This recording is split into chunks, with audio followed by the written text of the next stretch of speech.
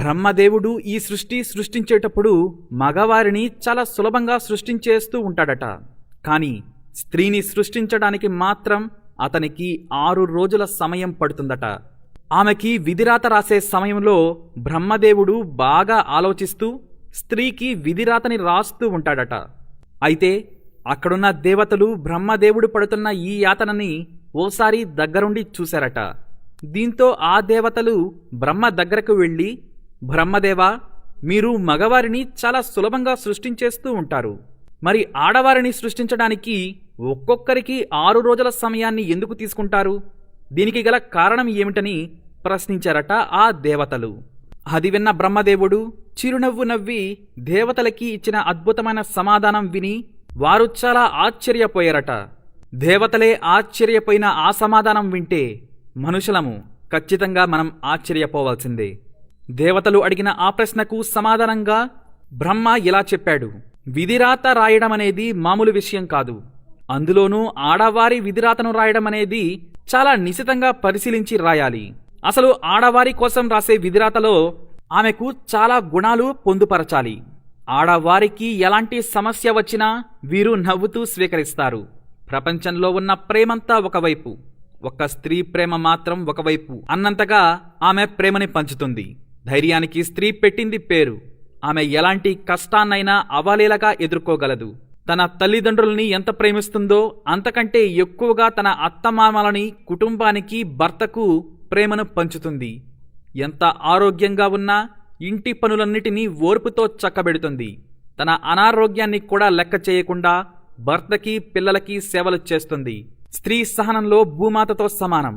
మగాడి కంటే 7 రెట్ల శక్తి స్త్రీకి ఉంటుంది. అందుకే ఇన్ని గుణగణాలున్న స్త్రీకి విధిరాతని రచించేటప్పుడు అన్ని రోజుల సమయం పడుతుంది అని బ్రహ్మదేవుడు దేవతలతో చెప్పాడట. బ్రహ్మదేవుని మాటలు విన్న దేవతలు ఆశ్చర్యపోయి, ఇదంతా ఆమె 2 చేతులతోనే చేస్తుందా అని బ్రహ్మదేవుడిని మళ్లీ ప్రశ్నించారు. దానికి బ్రహ్మ అవును అని సమాధానం చెప్పాడు. అలాంటి ఆమెని ఒక్కసారి తాకి చూస్తామని ఆ దేవతలు అడగగా అలాగే అన్నాడు ఆ బ్రహ్మ. ఆ స్త్రీ శరీరాన్ని తాకిన దేవతలు బ్రహ్మదేవుడిని మళ్లీ ప్రశ్నించారు. చూడడానికి కోమలంగా కనిపిస్తుంది, మరి ఇన్ని ఎలా చేస్తుంది అని. దానికి బ్రహ్మ చెప్పిన సమాధానం: స్త్రీ మానసికంగా చాలా దృఢమైనది. ప్రతి సమస్యని జాగ్రత్తగా ఆలోచించి ఆ సమస్యని తన తెలివితేటలతో పరిష్కరిస్తుంది.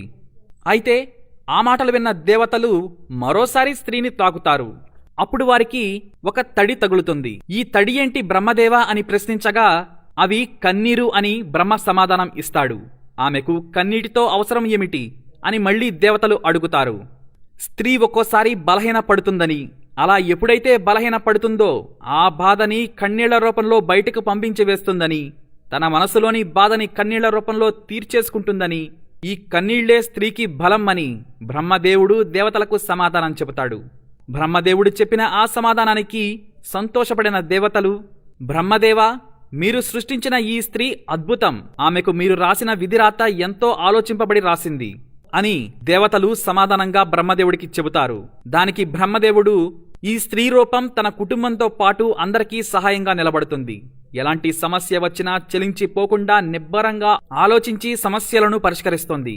ఈమెకి తన శక్తిని తాను మరచిపోయే లోపం ఒకటి ఉంది. ఈ లోపం తప్ప మిగిలిన అన్నింటిలోనూ ఈమె సాటి అని చెబుతాడు ఆ బ్రహ్మదేవుడు. ఇప్పుడు చెప్పండి, ఇన్ని శక్తులు, ఇన్ని సుగుణాలు కలిగిన స్త్రీలని అవమానించకుండా, కష్టపెట్టకుండా వారిపై ప్రేమని కురిపించండి. తల్లిగా, చెల్లిగా, అత్తగా, పిన్నిగా, వదినగా, ఇలా అనేక రూపాల్లో మనకు సేవలు చేసే స్త్రీని గౌరవించడం మనందరి బాధ్యత. యత్ర నార్యంతు పూజ్యంతే తత్ర రమంతా దేవత అని అందుకే అంటారు పెద్దలు. కాబట్టి అనేక రూపాల్లో ఉన్న స్త్రీని అందరూ తప్పక గౌరవించాలి. అంతేకాదు, పుడితే స్త్రీగానే పుట్టాలి అని అనుకునేలా బ్రహ్మదేవుడు ఈ స్త్రీని మలిచాడు.